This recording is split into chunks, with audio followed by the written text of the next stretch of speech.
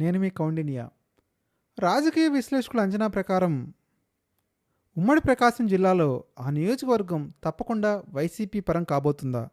అసలు ఇంతకీ ఆ నియోజకవర్గం ఏంటి? అక్కడున్న టీడీపీ, వైసీపీ కూటమి నేతల బలాబలాలేంటి? ఈ వీడియోలో తెలుసుకునే ప్రయత్నం చేద్దాం. వీడియోని చివరి వరకు చూడడానికి ప్రయత్నించండి. మర్చిపోకుండా లైక్ చేయండి, షేర్ చేయండి, సబ్స్క్రైబ్ చేయడానికి ప్రయత్నించండి. ఉమ్మడి ప్రకాశం జిల్లాలో వైసీపీ, టీడీపీ నువ్వా నేనా అన్నట్టు తడపలుతున్నాయి.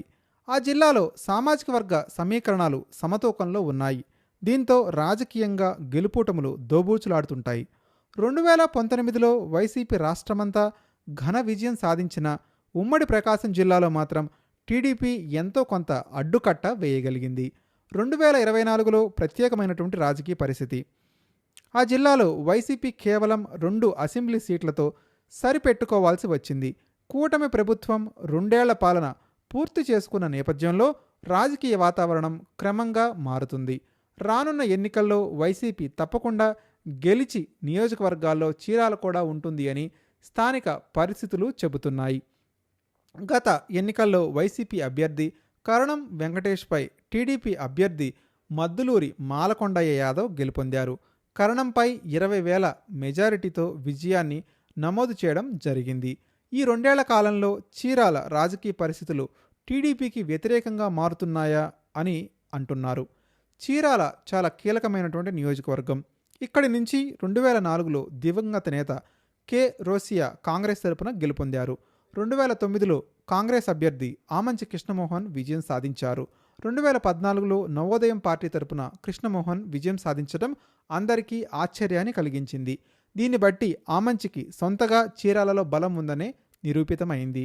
2019లో వైసీపీ గాలిలో కూడా టీడీపీ తరపున కరణం బలరామకృష్ణమూర్తి గెలుపొందారు. ఆ తర్వాత ఆయన వైసీపీ పంచన చేరారు. 2024 ఎన్నికల్లో కరణం బలరామకృష్ణమూర్తి కుమారుడు కరణం వెంకటేష్కు చీరాల వైసీపీ టికెట్ దక్కింది. మద్దులూరి మాలకొండయ్య యాదవ్ చేతిలో కరణం వెంకటేష్ ఓడిపోయారు. అయితే కాంగ్రెస్ అభ్యర్థిగా బరిలోకి దిగిన ఆమంచి కృష్ణమోహన్కు 40,000కు పైగా ఓట్లు వచ్చాయి. దీంతో కరణం వెంకటేష్ గెలుపును ఆయన గండికొట్టారు. ఈ నేపథ్యంలో రాబోయే రోజుల్లో గెలుపోటములపై అప్పుడే అంచనాలు కడుతున్నారు. ఈ నియోజకవర్గంలో చేనేత, పద్మశాలీలు కలిపి 80,000 ఓట్లున్నాయి. అలాగే 35,000 ఎస్సీ ఓట్లు, 22,000 యాదవ్ ఓట్లు, 11,000 రెడ్డి ఓట్లు, 13,000 వైశ్య ఓట్లు ఉన్నారు. ఇటీవల పరిణామాలు ఆయా సామాజిక వర్గాల్లో టీడీపీపై వ్యతిరేకతకు దారితీసాయా అన్నట్టుగా ఉన్నాయి. మరీ ముఖ్యంగా ఎమ్మెల్యే కొండయ్యపై అవినీతి ఆరోపణలు తీవ్రంగా ఉన్నాయి అంటున్నారు రాజకీయ విశ్లేషకులు. మరోవైపు టీడీపీపై వ్యతిరేకత కరణం వెంకటేష్కు సానుకూలంగా మారుతుంది. మరీ ముఖ్యంగా గత ఎన్నికల్లో ఆమంచికి భారీ ఓట్లు వచ్చి చీల్చినా ఈ దఫా అవకాశం లేదు అంటున్నారు.